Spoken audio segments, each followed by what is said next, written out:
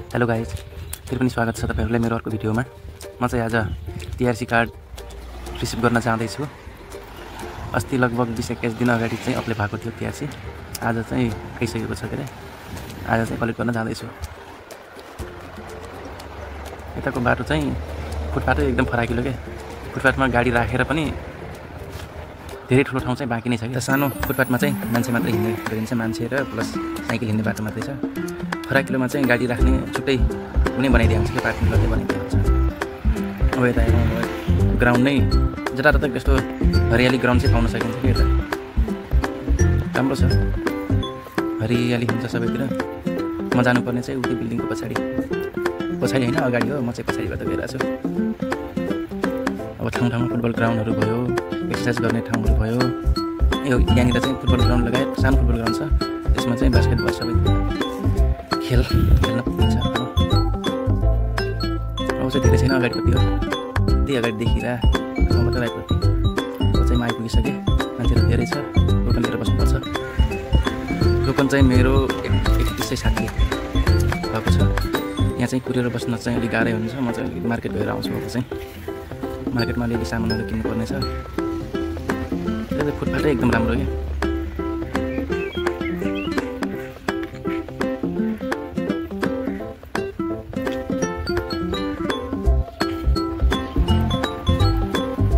यता चाहिँ प्रत्येक घरको अगाडि चाहिँ डस्टबिनहरू चाहिँ हुन्छ नै हुन्छ क्या।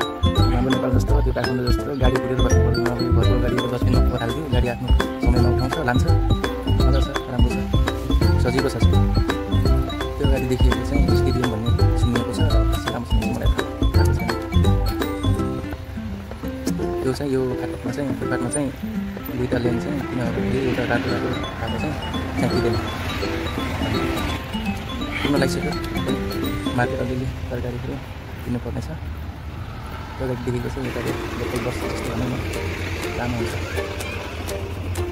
Local bus. म चाहिँ लिडल सुपर मार्केटमा जाँदैछु, राइट साइडमा छ। त्यहाँ पुगेपछि के के सामान बहुत सबै कुराहरू देखाएको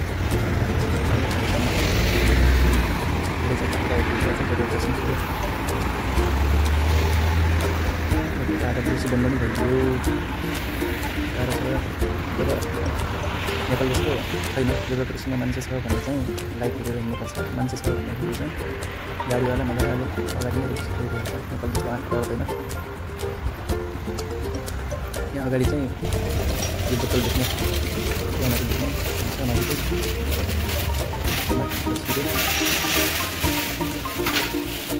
यहाँ चाहिँ खासै त्यस्तो ढुङ्गी ढुङ्गी भयो, यताउता त्यो नेपाली मार्केटतिर पाउँदै पाउँदैन कि। काउली पाउँछ, ब्रोकली पाउँछ, त्यस्तो सामान मात्रै पाउँछ। गाजरहरू भयो, आलु प्याज पाउने भयो।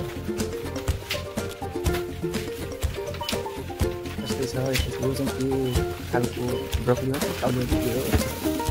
आलु चाहिँ लिनुपर्छ, अहिले 3-4 केजी लिएको छु। लसुनले ब्रोकली एउटा खाने यति हाल्छ, धेरै नलिनु। म मार्केटबाट निस्किसकेँ। अब चाहिँ रुम गएर एकछिन आराम गरेर अनि त्यो टोकनमा चाहिँ क्युआर कोड छ, त्यसमा चाहिँ स्क्यान गरेर गुगलबाट स्क्यान गरेर हेर्नुपर्छ कति नम्बर आइपुग्यो। त्यही अनुसार रुमबाट निस्किन्छु म पनि टीआरसी लिन। आज चाहिँ टीआरसी दिनुपर्छ। अरू बेला चाहिँ म सिधै त्यो अगाडि स्टेटबाट हिँड्थेँ, आज चाहिँ राइट गएर सर्टकट हाल्छु भनेको। सर्टकट हुन्छ कि लामो हुन्छ थाहा छैन। यो चाहिँ अगाडि यो के को यो हो थाहा नै छैन कि मलाई। ठाउँमा यतातिर ठाउँमा देखिन्छ। भित्रतिर केही न केही होला। अस्ति चाहिँ एउटा बच्चाहरू निस्किरहेको देखिरहेको थिएँ। खेल्ने ठाउँ हो कि भित्रतिर थाहा छैन। राम्रो छ घुम्नको लागि चाहिँ धेरै राम्रो।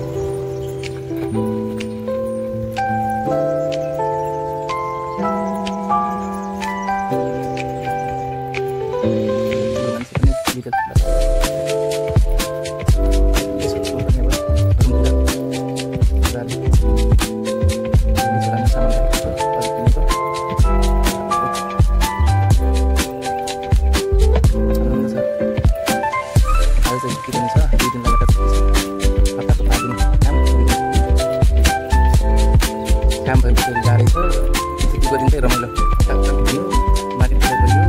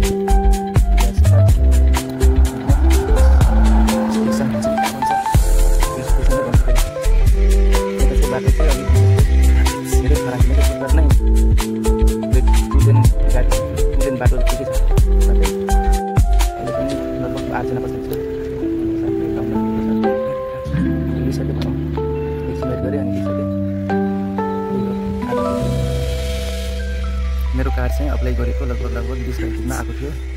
म चाहिँ लगभग 25 दिनपछि मात्रै लिन गएको थिएँ।